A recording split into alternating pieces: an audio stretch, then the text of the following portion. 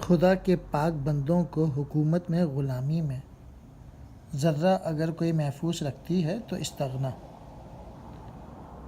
اور قرآن کی آیت کا ترجمہ ہے، اور موسیٰ نے کہا اگر تم اور زمین میں جتنے ہیں سب کافر ہو جاؤ تو بے شک اللہ بے پرواہ سب خوبیوں والا ہے۔ استغنا یہی ہے کہ سب رشتے توڑ کے صرف اللہ سے رشتہ جوڑا جائے اور صرف اسی پہ بھروسہ کیا جائے۔ قرآن کی ایک اور آیت کا ترجمہ ہے، اور اللہ ہی پہ بھروسہ کرو اور اگر تم مومن ہو۔ ساما کی محبت میں مضمر ہے تن آسانی، مقصد ہے اگر منزل غارت گر ساما ہو۔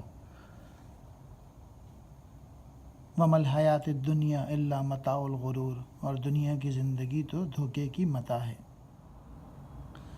عمل سے زندگی بنتی ہے جنت بھی جہنم بھی، یہ خاکی اپنی فطرت میں نہ نوری ہے نہ ناری ہے۔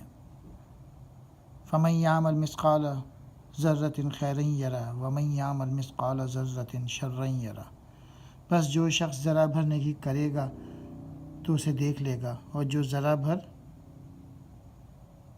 برائی کرے گا تو اسے دیکھ لے گا۔ تو راز کنے فکاں ہے اپنی آنکھوں پہ عیاں ہو جا، خودی کا رازداں ہو جا، خودی کا ترجماں ہو جا۔ اگر انسان اپنی خودی اور اپنے مقام کو پہچانے گا تو سمجھ سکے گا وہی راز کنے فکاں ہے۔ سروری زیبا فقط اس ذات بے ہمتہا کو ہے۔ قرآن کی آیت سورۃ المومنین کا ترجمہ ہے، پس بہت بلندی والا ہے اللہ، سچا بادشاہ، کوئی معبود نہیں سوا اس کے، عزت والا عرش کا مالک۔ اپنی دنیا آپ پیدا کر اگر زندوں میں ہے، سر آدم ہے ضمیر کن فکاں ہے زندگی۔ انی جاعل فی الارض خلیفہ، اور مجھ کو بنایا ہے زمین میں ایک نائب۔ تیری خاک میں ہے اگر شرر تو خیال فقر و غنا نہ کر، کہ جہاں میں نان شعیر پہ ہے مدار قوت حیدری۔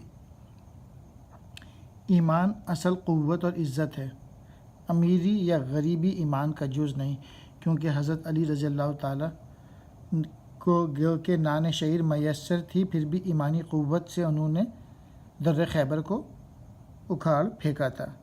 سورۃ المنافقین کی آیت کا ترجمہ ہے، اور زور اللہ کا ہے اور اس کے رسول کا ہے اور ایمان والوں کا، لیکن منافق نہیں سمجھتے۔